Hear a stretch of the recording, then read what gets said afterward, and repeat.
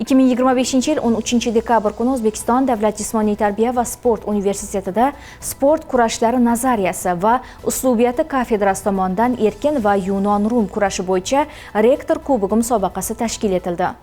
Musobaqani universitetning yoshlar masalalari va ma'naviy ma'rifiy ishlar bo'yicha birinchi prorektori Sherzod Mirzanov tantanali ravishda ochib berdi. Unda kafedra mas'ullari, professor o'qituvchilar, murabbiylar hamda ishtirokchi jamoalar qatnashdilar. Ta'kidlash joizki, talabalarni bir joyga jamlagan mazkur musobaqa yoshlarning sportga bo'lgan qiziqishlarini yanada oshirish, yangi iqtidorli sportchilarni kashf etish, erkin va yunon-rum kurashi bo'yicha universitet terma jamoasini shakllantirishda katta ahamiyat kasb etadi. Musobaqa yakunida g'oliblarga diplom va medallar, shuningdek, musobaqani tashkil etish va o'tkazishda jonbozlik ko'rsatgan kafedra professor o'qituvchilarga tashakkurnomalar topshirildi.